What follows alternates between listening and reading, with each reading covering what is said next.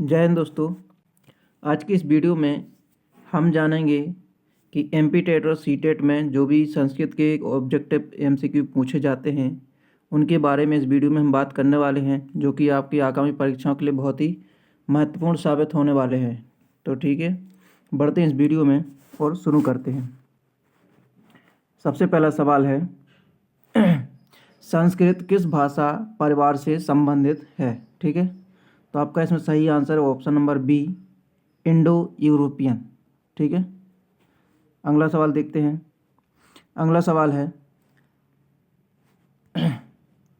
संस्कृत व्याकरण के जनक किसे कहा जाता है। ठीक है, संस्कृत व्याकरण का जो जनक है उसे कहा जाता है, ऑप्शन नंबर सी है, पाणिनि को संस्कृत व्याकरण का जनक कहा जाता है। ठीक है, अगला सवाल है अष्टाध्यायी ग्रंथ की रचयिता कौन है। अष्टाध्यायी जो ग्रंथ है वो किसने लिखा था। आपका ऑप्शन नंबर बी सही है, पाणिनि ने अष्टाध्यायी ग्रंथ लिखा था।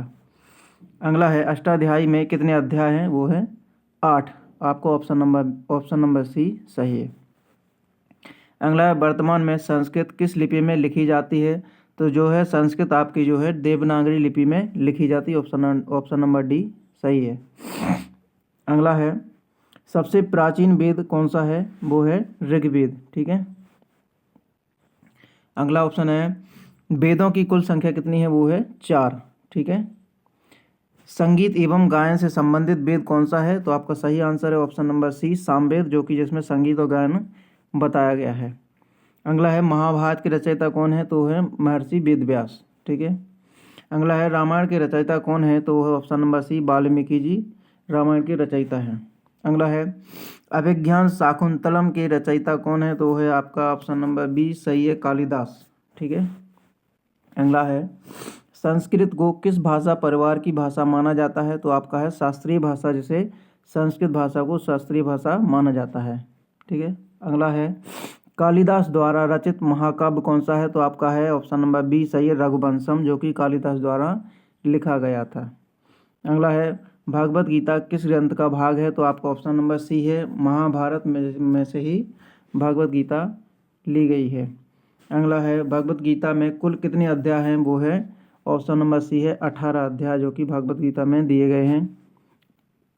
अगला सवाल है निम्न में से कौन सा संस्कृत नाटक है। तो आपका सही आंसर है अभिज्ञान शाकुंतलम, जो कि संस्कृत भाषा का एक नाटक है।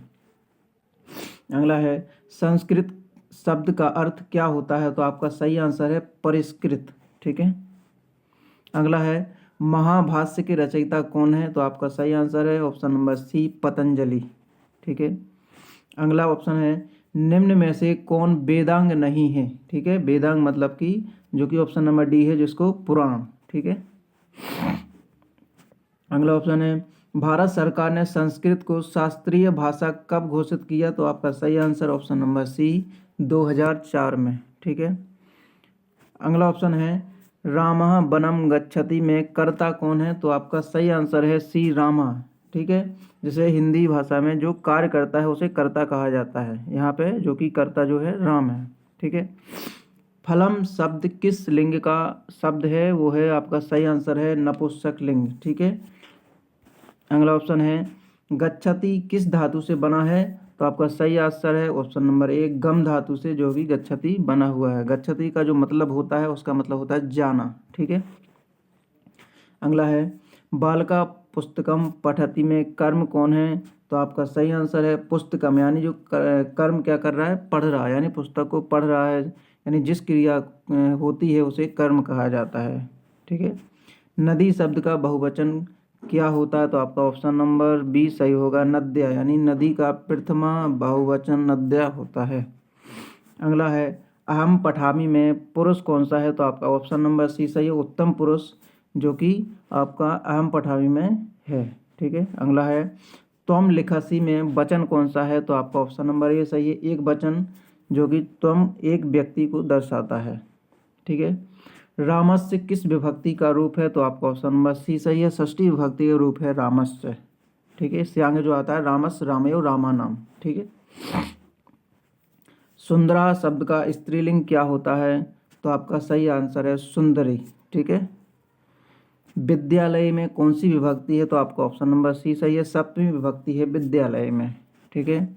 अगला ऑप्शन है पठंती किस वचन में आता है, तो आपका ऑप्शन नंबर सी है सही है, बहुवचन में आता है। पठंती अनेक लोगों के लिए प्रयोग होता है बहुवचन, ठीक है। अगला आता है बालकः क्रीडति में किस क्रिया का उल्लेख किया गया है, किस क्रिया को बताया गया है, तो आपका सही आंसर है क्रीडति। क्रीड़ा मतलब होता है खेलना, ठीक है, यानी बालक खेल रहा है। इसमें है मात्र शब्द का द्विवचन क्या होता है, तो आपका सही आंसर ऑप्शन नंबर ए है मातरव, यानी हिंदी में मातरव को द्विवचन मातरव होता है। अगला है नरहा शब्द का बहुवचन क्या होता है, तो आपका सही आंसर ऑप्शन नंबर बी नरहा, यानी नर का प्रथमा बहुवचन नरहा होता है। अगला है पेबती का अर्थ क्या होता है, पेबती का अर्थ मतलब होता है पीना, ठीक है। अगला ऑप्शन है बनात किस विभक्ति का रूप है, अगला इसका सही आंसर है पंचमी विभक्ति का जो रूप है वो बनात है, ठीक है। अगला ऑप्शन है बालकों पठता में क्या वचन कौन सा है, तो आपका सही आंसर है द्विवचन, यहाँ दो बालकों की बात की गई है। अगला ऑप्शन है किम किस प्रकार का शब्द है, आपका सही आंसर है सर्वनाम, यानी किम एक प्रश्नवाचक सर्वनाम होता है। अगला ऑप्शन है शीघ्रम कौन सा अव्यय है, आपका सही आंसर है ऑप्शन नंबर सी रीतिवाचक काल है जो कि शीघ्रम कहा जाता है। अगला ऑप्शन है रामायण में कौन सी विभक्ति है, तो आपका सही आंसर है तृतीया विभक्ति है रामायण में, ठीक है। तो आपकी आज की वीडियो में इतना ही, मिलेंगे अगली वीडियो में, तब तक के लिए नमस्कार। और जिन्होंने चैनल को सब्सक्राइब नहीं किया है वो सब्सक्राइब कर लें, ठीक है। और हमारे फेसबुक को यानी दीपक तिवारी MP 36 को भी फॉलो कर लें, ठीक है। धन्यवाद।